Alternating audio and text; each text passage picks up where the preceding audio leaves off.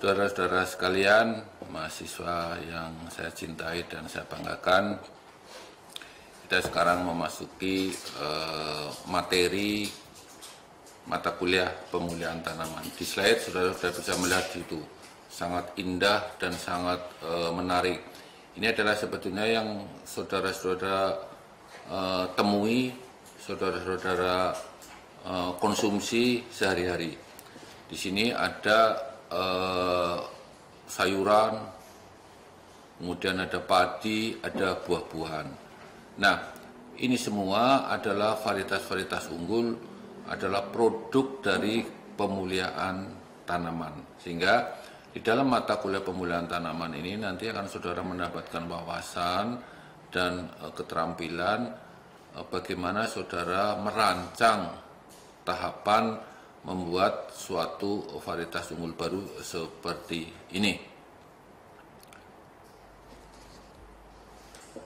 Nah, pada zaman purbakala saudara sekalian itu manusia itu mengambil makanan itu hanya dari alam.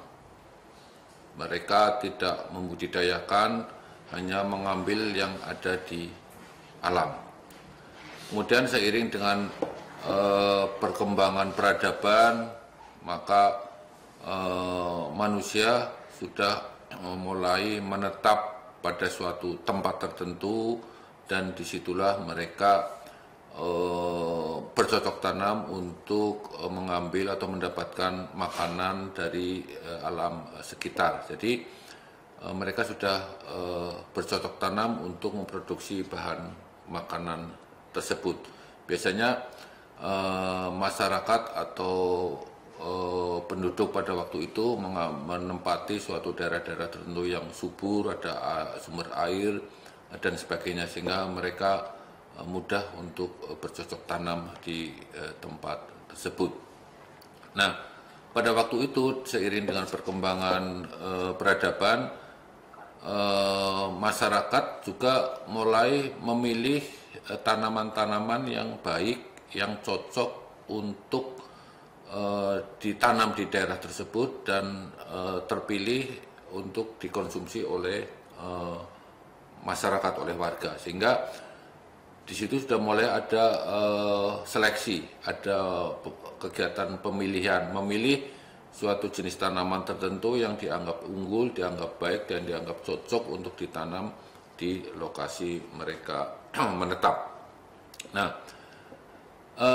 seleksi yang dilakukan pada waktu itu hanya seleksi berdasarkan insting lah, kira-kira insting, berdasarkan kecocokan dengan memilih yang mereka inginkan. Sehingga kegiatan seleksi merupakan kegiatan metode pemulihan tanaman yang paling tua.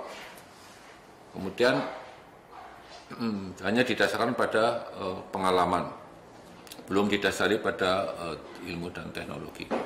Kemudian seiring dengan perkembangan ilmu pengetahuan, seorang peneliti menghasilkan teori hukum Mendel sebagai dasar untuk melakukan seleksi. Nah, inilah dengan munculnya hukum Mendel, maka dasar-dasar genetika modern mulai dikenal dan diikuti oleh masyarakat dan diterapkan. Nah, sejak saat itu maka pemulihan tanaman seleksi berdasarkan ilmu pengetahuan. Nah, selanjutnya pemulihan tanaman dikelompokkan menjadi dua, yaitu yang konvensional dan yang non-konvensional. Konvensional itu artinya menggunakan organ-organ bunga yang ada yang dimiliki oleh tanaman, sedangkan yang non konvensional itu sudah menghasilkan teknologi untuk mengatasi kesulitan kalau kegiatan pemulihan tanaman hanya mendasari pada organ bunga yang dimiliki. Kita lihat saudara sekalian bahwa Thomas Robert Malthus pada waktu itu membuat suatu rumus teori pertumbuhan penduduk mengikuti deret ukur, sedangkan hasil pertanian mengikuti deret hitung. Ini suatu kondisi yang sangat mengkhawatirkan pada waktu itu. Karena apa? Pertumbuhan penduduk itu sangat cepat, namun pertumbuhan pangan untuk mendukung pertumbuhan penduduk itu mengikuti deret hitung. Sehingga pada suatu saat terjadilah suatu titik di mana produksi tanaman tidak bisa mendukung jumlah penduduk. Ini menimbulkan kekhawatiran akan bahaya kelaparan. Namun karena manusia memiliki teknologi dan sebagainya, maka ada upaya-upaya untuk mengatasi ini. Yang pertama adalah pengendalian pertumbuhan penduduk. Ini jelas program-program pemerintah dan didukung masyarakat tentunya, bagaimana supaya jumlah penduduk itu dikendalikan sehingga pertumbuhannya bisa tidak meledak, tidak terkendali. Kemudian yang lain adalah usaha penelitian untuk pencarian bibit unggul, yaitu varietas yang memiliki produksi tinggi, yaitu dengan apa? Dengan kegiatan pemuliaan tanaman. Dua upaya ini, pengendalian jumlah penduduk dan peningkatan produksi tanaman, kemudian kekurangan pangan, bahaya kekurangan pangan akan bisa teratasi. Baik, saudara sekalian, pengertian pemuliaan tanaman. Apa itu pemuliaan tanaman? Pemuliaan tanaman adalah penerapan seni, ilmu, dan teknologi untuk melakukan aktivitas peningkatan keragaman genetik untuk menghasilkan tanaman unggul baru. Jadi di sini ada gabungan antara ilmu pengetahuan, teknologi, dan seni dalam upaya untuk meningkatkan atau menghasilkan, menginduksi keragaman genetik yang baru, kemudian untuk memilih varietas atau genotip unggul yang baru untuk nanti menjadi tanaman unggul yang baru. Itu adalah kegiatan pemulihan tanaman, atau secara runtut, pemulihan tanaman adalah kegiatan yang dilakukan secara sistematis, menggabungkan seni, pengetahuan, dan teknologi untuk merakit keragaman genotip baru sehingga menghasilkan suatu varietas unggul yang baru. Kemudian ada beberapa perbedaan antara varietas yang unggul dan varietas yang tidak unggul. Sehingga apa bedanya? Varietas yang unggul adalah varietas yang responsif terhadap salah satu cirinya adalah responsif terhadap kegiatan perbaikan lingkungan, misalkan pemupukan. Varietas yang unggul baru itu lebih responsif terjadi peningkatan produksi dibanding dengan varietas yang tidak unggul, seiring dengan peningkatan jumlah pupuk. Di sini jelas peningkatan jumlah pupuk urea misalkan pada varietas unggul meningkat tajam, sementara varietas tidak unggul peningkatannya tidak tajam. Ini adalah perbedaan sederhana varietas unggul dan varietas yang tidak unggul. Nah, sumbangan pemulihan tanaman terhadap kemajuan pertanian, tadi di awal sudah saya sampaikan bahwa kita sekarang itu bisa dikatakan mengkonsumsi produk pertanian maupun produk-produk hewani itu semuanya adalah produk-produk hasil kegiatan pemulihaan tanaman. Sumbangan pemulihan tanaman pertama adalah menghasilkan varietas baru dengan sifat-sifat yang unggul. Tadi varietas yang hasil tinggi, salah satunya adalah varietas hibrida. Ini untuk mengatasi pelandian produksi di sini, karena perluasan lahan sekarang boleh dikatakan sulit, namun jumlah penduduk tetap meningkat, maka salah satu upaya adalah bagaimana meningkatkan produktivitas persatuan luas, yaitu dengan menciptakan varietas hibrida. Kemudian tanaman yang tahan terhadap hama atau penyakit. Hama dan penyakit itu berubah seiring dengan perjalanan waktu, adanya mutasi, seleksi dan sebagainya, akan muncul ras-ras hama atau muncul ras-ras penyakit yang baru, sehingga suatu waktu ada varietas unggul yang tahan terhadap hama atau penyakit tertentu, namun kemudian muncul ras hama baru, muncul ras penyakit baru, maka dibutuhkan juga varietas unggul baru untuk mengatasinya. Kemudian juga ini varietasnya menghasilkan produk yang rasanya enak, lebih manis, dan sebagainya. Ini juga hasil kegiatan pemuliaan tanaman. Umur genja ini tujuannya supaya persatuan luas itu frekuensi panennya bisa meningkat. Yang tadinya setahun 2 kali, dengan tanaman yang umur genja bisa setahun bisa 3 kali. Kemudian juga menghasilkan varietas-varietas yang spesifik lokasi. Ada varietas yang cocok dataran rendah, ada yang varietas yang cocok untuk dataran tinggi, ada varietas yang cocok lahan-lahan yang kadar salinnya tinggi, kadar garamnya tinggi, juga ada varietas-varietas cocok yang lahan masam dan sebagainya. Kemudian juga menghasilkan varietas-varietas dengan estetika yang tinggi. Ini biasanya mungkin warna atau bentuk dan sebagainya, biasanya banyak pada tanaman-tanaman hias ini yang sekarang banyak digandrungi oleh kita yang banyak melakukan kegiatan WFA. Maka untuk mengisi kegiatan WFA ini biasanya banyak beraktivitas merawat tanaman. Tentunya tanaman-tanaman ini adalah memiliki nilai estetika. Kemudian kandungan nutrisi tertentu, ada nutrisi misalkan kandungan besi tinggi, protein tinggi, kemudian juga kadar gula yang lebih tinggi dan sebagainya, karena tuntutan konsumen. Nah, ini adalah beberapa sumbangan varietas unggul baru hasil pemulihan tanaman. Kemudian juga berperan juga pada koleksi plasmanuta, artinya kegiatan pemulihan tanaman salah satunya adalah sumbangannya bisa melestarikan plasmanuta yang ada sehingga tidak punah. Baik, ini contoh hasil-hasil pemulihan tanaman, saudara sekalian. Ada pare, saudara mungkin sering memasak pare. Ini adalah varietas-varietas unggul baru. Biasanya ini lebih empuk, lebih genjah dan sebagainya. Kemudian ada terong. Ini kalau terong zaman dulu bunder-bunder gede-gede. Nah, ini varietas terong. Ini ada varietas Anta Boga, ada varietas TE02.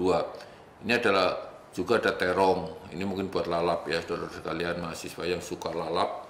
Biasanya dari Sunda ini, suka lalap ini. Ini biasanya dicari nih, terong kecil. Kemudian mentimun, ini varietas unggul mentimun, salah satunya ada varietas BCU 574A. Ini adalah varietas timun yang unggul. Kemudian ada tomat, ini saudara sekalian yang suka mengkonsumsi jus tomat atau masak dengan tomat, ini adalah varietas unggul tomat yang baru, beberapa varietas unggul baru. Biasanya ini jumlah jumlah buahnya per tanaman banyak, kemudian bijinya sedikit dan sebagainya keunggulannya. Kemudian contoh hasil pemulihan tanaman lagi, ini ada macam-macam ini. Ini lebih mengarah kepada ini sebetulnya sayuran, tapi lebih mengarah kepada tanaman hias ini, lebih kepada hias. Kemudian juga contoh lagi ini buah-buahan tanpa biji ini. Ada semangka tanpa biji, ada jeruk tanpa biji, kemudian ada anggur tanpa biji, dan jambu biji. Nah, ini tanpa biji mungkin bukan lagi dinamai jambu biji, ini jambu tanpa biji. Ini biasanya adalah varietas-varietas triploid ini. Jadi menyilangkan antara varietas diploid dengan tetraploid, nanti akan dihasilkan varietas yang triploid yang tanpa biji ini. Ini biasanya lebih manis, buahnya lebih manis. Semangka yang tanpa biji ini lebih manis, cirinya salah satu lebih manis. Kemudian yang lain misalkan ini buah-buahan, ada mangga, ini jenis-jenis mangga. Banyak sekali ini jenis-jenis mangga yang mungkin saudara banyak temui baik di warung-warung, kios-kios buah pinggir jalan maupun di swalayan. Ini jenis-jenis mangga. Ini semuanya adalah hasil kegiatan pemuliaan tanaman. Di sini jelas di sini ada estetika warnanya, kemudian juga ada penerapan ilmunya, misalkan ini lebih seratnya lebih lunak dan sebagainya. Contoh lagi ini tanaman kelapa sawit, ya kelapa sawit ini. Nah ini kelapa sawit yang kita tanam ini yang banyak ditanam adalah varietas unggul baru. Bayangkan saudara sekalian, menanam tanaman yang buahnya cukup lama berbuah, kalau itu tidak unggul, maka keuntungannya akan kecil, bahkan tidak produktif lahannya. Ini adalah contoh varietas unggul baru. Kemudian ini kedelai, hasil pemulihan tanaman lainnya adalah kedelai. Ini buahnya banyak, kita saudara sekalian, buahnya banyak. Di sini kedelai juga ada sekarang kedelai yang hanya untuk rebus, kedelai yang untuk direbus. Itu hasil pemulihaan tanaman. Kemudian ini jagung, saudara sekalian. Saudara mungkin sering jajan jagung manis misalkan kalau pas waktu senggang. Ini jagung manis adalah hasil pemulihaan tanaman. Kita lihat ini bijinya penuh, ya kan, tongkolnya panjang dan sebagainya. Ini adalah kegiatan pemulihan tanaman. Salah satu yang terkenal adalah jagung manis yang katakan tadi. Kadar gulanya lebih tinggi daripada jagung yang biasa. Kemudian ini padi, ada padi inpari, padi inbrida untuk irigasi. Ini ciherang, ini adalah padi yang biasa ditanam pada sawah-sawah. Kemudian sawah biasa maksudnya standar. Kemudian padi rawa ini ditanam di sawah-sawah yang daerah rawa. Ini ada padi tipe baru. Jadi ada inpari, inbrida padi irigasi, inpara adalah inbrida padi rawa, dan padi tipe baru. Nanti akan, kalau saudara mendalami pemulihan tanaman, nanti akan paham ini masing-masing jenis. Kemudian saudara sekalian, contoh hasil pemulihan non konvensional saya katakan tadi. Pemulihan tanaman bisa dikelompokkan menjadi dua, yaitu konvensional maupun non-konvensional. Kalau konvensional itu lebih menitik beratkan pada pemanfaatan organ bunga untuk menginduksi keragaman genetik, ataupun yang lebih meningkat lagi dengan ploidisasi untuk menghasilkan tanaman-tanaman poliploid, atau dengan mutasi untuk merubah genetikanya, merubah gennya, ataupun yang lain. Sehingga yang non konvensional adalah menerapkan teknologi-teknologi untuk mengatasi hambatan jika kegiatan pemulihan tanaman itu menggunakan perkawinan, persilangan, atau yang lain. Di sini sebagai contoh ini, padi golden rice adalah padi yang berasal dari persilangan antara tanaman padi dengan suatu tanaman tertentu, sehingga padinya ini memiliki provitamin A, memiliki beta karotin yang tinggi. Tadinya seperti ini, putih, kemudian dengan rekayasa genetik, yaitu memindahkan gen penghasil beta karotin dari satu spesies tanaman disisipkan kepada tanaman padi, sehingga gen yang sudah disisipkan pada tanaman padi ini mengekspresikan untuk menghasilkan beta karotin pada endosperm tanaman padi yang tadi sudah disisip ini. Tadinya putih, sekarang jadi keemasan. Ini adalah provitamin A-nya tinggi, ini biasanya digunakan untuk mengatasi penyakit pada mata yang sering dialami oleh penduduk. Kemudian beberapa varietas unggul baru yang dikembangkan oleh Universitas Jenderal Sudirman, para dosen. Saudara sekalian, para pemulia tanaman, para dosen pemulihan tanaman di Universitas Jenderal Sudirman, Fakultas Pertanian telah menghasilkan beberapa varietas unggul baru yang sudah dimanfaatkan, sudah dilepas maupun masih dalam proses. Beberapa contoh ini adalah kedelai, varietas Slamet dan Sindoro. Ini dilepas tahun 1995 ini. 95 ini saudara sudah lahir belum 95 ini. Keunggulannya adalah toleran tanah masam. Jadi pada tanah-tanah masam, tanah potsulik merah kuning yang banyak ditemui di Sumatera, Kalimantan maupun Jawa Barat, itu di situ kadar Fe-nya tinggi. Kadar aluminiumnya tinggi. Sehingga tanamannya akan mengalami keracunan aluminium sehingga dia penyerapan haranya akan terhambat. Namun dengan merakit suatu varietas unggul baru yang toleran tanah masam, maka dia bisa tumbuh baik dan menghasilkan produksi yang tinggi. Ini ada Slamet dan Sindoro. Slamet itu berasal dari nama Gunung Slamet, Sindoro berasal dari nama Gunung Sindoro. Ini pemulianya Profesor Sunarto yang sudah sudah purna tugas dari pemulihan tanaman Fakultas Pertanian Unsud. Beliau adalah salah satu pendiri program studi pemulihan tanaman di Fakultas Pertanian Unsud. Kemudian ada Inpago Unsud 1 padi gogo yang wangi.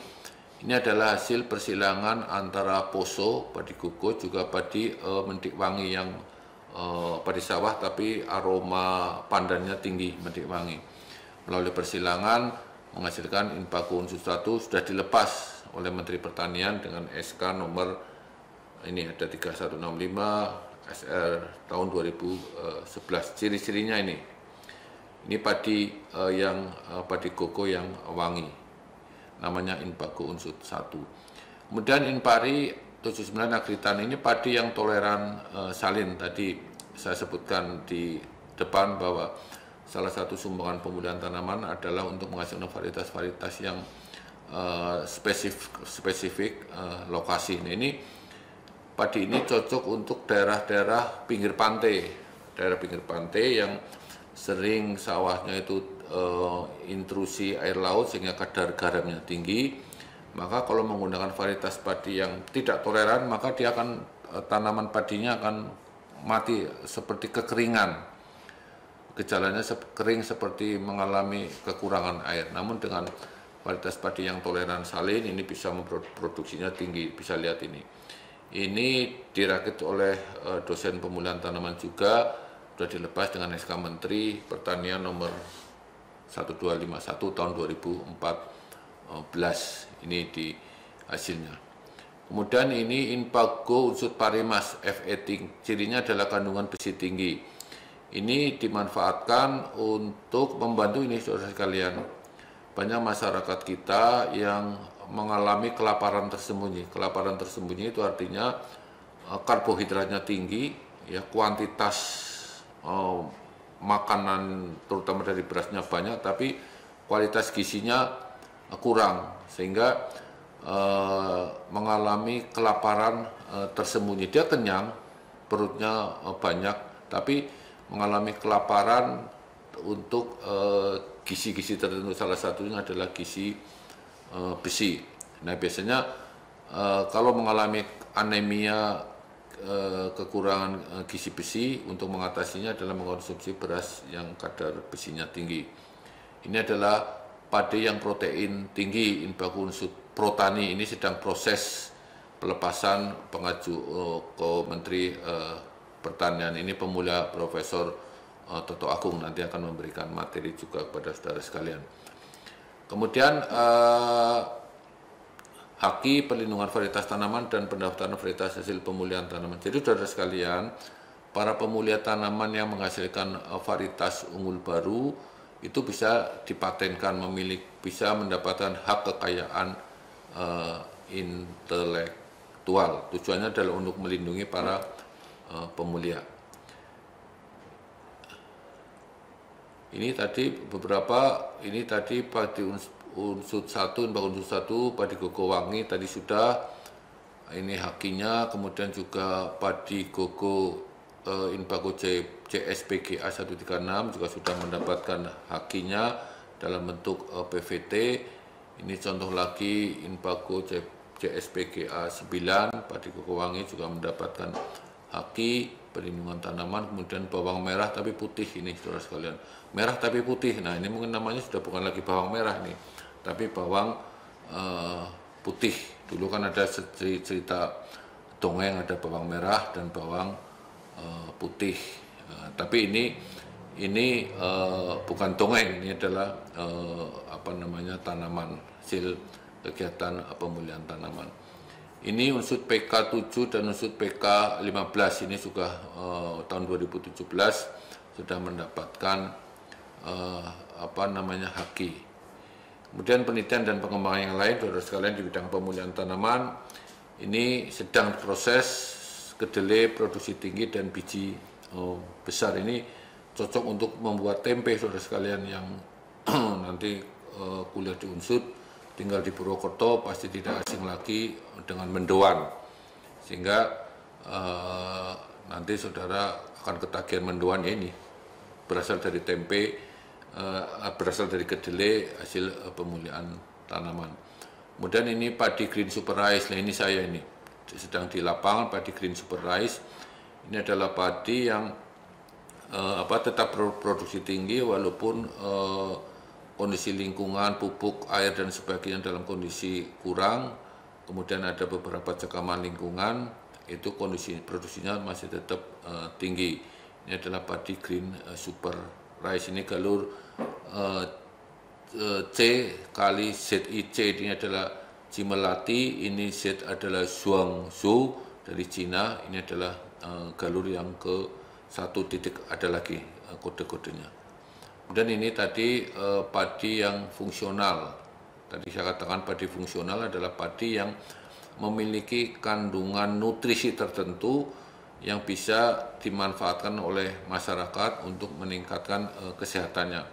Bisa tadi ada provitamin A, kemudian ada yang besi tinggi, kemudian ada yang protein tinggi. Itu adalah semuanya padi fungsional. Ini adalah yang padi yang antosianin tinggi, ini padinya hitam. Kemudian padi khusus basmati, ini yang ada di Indonesia, ini sebagai salah satu bahan untuk kegiatan pemulihan tanaman. Padi Gogo toleran kekeringan tadi, umur genjah, ini juga hasil kegiatan pemulihan tanaman. Kemudian kentang dataran medium rendah. Biasanya kalau saudara-saudara kalian jalan-jalan di Lembang, kemudian di Dieng dan sebagainya, itu adalah banyak di situ perkebunan kentang. Namun karena keterbatasan lahan-lahan di dataran tinggi, maka dikembangkanlah varietas kentang yang bisa adaptif pada lahan-lahan yang lebih rendah atau lebih medium. Tujuannya adalah untuk meningkatkan produksi, karena kalau hanya mengandalkan dataran tinggi sangat terbatas. Kemudian jeruk tanpa biji, ini juga sedang dalam kegiatan pemulihan tanaman. Kemudian marker molekuler, ini saya katakan bioteknologi, ini alat-alatnya, ini bisa digunakan untuk seleksi juga. Ini kultur jaringan, saya katakan tadi, kultur jaringan adalah salah satu kegiatan yang membantu kegiatan pemulihan tanaman. Bisa menumbuhkan satu sel menjadi satu tanaman yang utuh. Ini adalah keunggulan dari kultur jaringan, yang manfaatnya nanti bisa untuk seleksi pada tahap sel maupun pada tahap jaringan, maupun nanti akhirnya adalah untuk memperbanyak varietas unggul baru. Ini adalah beberapa lembaga pemerintah atau yang lain yang memiliki peneliti di bidang pemulihan tanaman ini. Balai Besar Penelitian Biotehnologi dan Pemulihan Tanaman Hutan, Balai Penelitian Tanaman Hias, Tanaman Sayuran, Balai Besar Penelitian tanaman padi, tanaman serealia, tanaman aneka kacang dan umbi. Ini adalah tempat berkumpulnya para pemulihan tanaman untuk berkarya menghasilkan varietas-varietas unggul baru. Nah, ini perusahaan-perusahaan yang mengembangkan varietas-varietas unggul baru, di mana para pemulihan tanaman sangat dibutuhkan di ini. Ada ISWES, ada PT BSI, Sampurna, Benih Citra, dan sebagainya. Banyak alumni pemulihan tanaman Fakultas Pertanian yang bekerja sebagai pemulia di tempat-tempat ini. Demikian, saudara sekalian, pendahuluan tentang pemulihan tanaman. Mudah-mudahan nanti materi ini bisa memberikan wawasan kepada saudara-saudara terkait dengan pemulihan tanaman. Pesan saya, jaga kesehatan, tetap semangat, jangan lupa bahagia, ikuti kuliah terus dan tugas-tugas terstruktur selesaikan tepat waktu. Terima kasih. Assalamualaikum warahmatullahi wabarakatuh.